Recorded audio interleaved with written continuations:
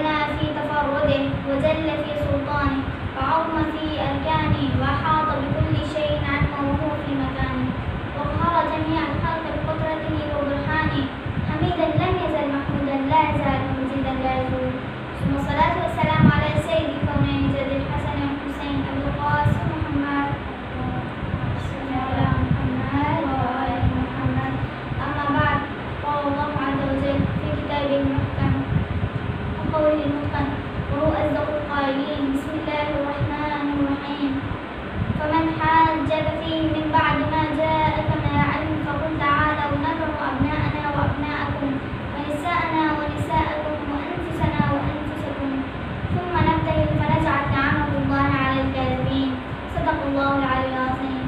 سب سے پہلے آپ تمام مسلمانان جہاں شیعیان حیدر کرائی کی حکم کے ہدیہ تبلیغ پیش کرتی ہوں.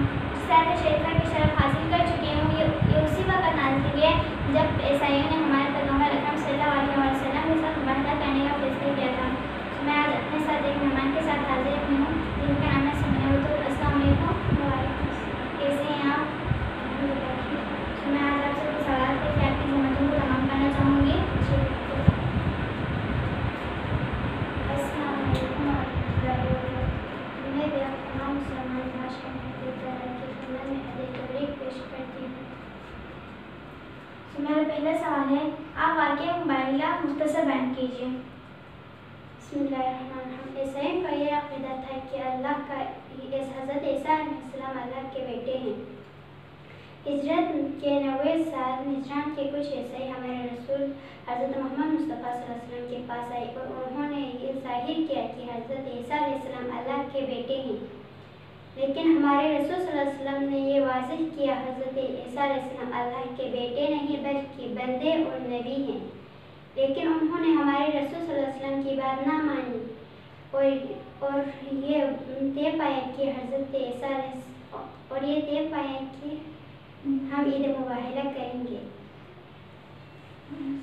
قرآن میں ایک آیا ہمارے رسول صلی اللہ علیہ وسلم اپنے بیٹوں کو لائے عیسائی اپنے بیٹوں کو لائے. ہمارے رسول صلی اللہ علیہ وسلم اپنے عورتوں کو لائے عیسائی اپنے عورتوں کو لائے.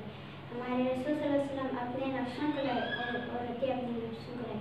اور دعا کرے کہ اللہ کی لعنت ہو چکی.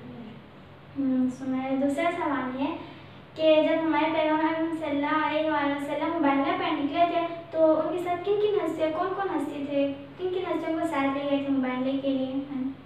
بیٹوں میں سے حضرت امام حسن علیہ السلام اور امام حسین علیہ السلام. عورتوں میں سے حضرت فاطمہ سلام اللہ علیہ اور نفسوں میں سے حضرت علی علیہ السلام.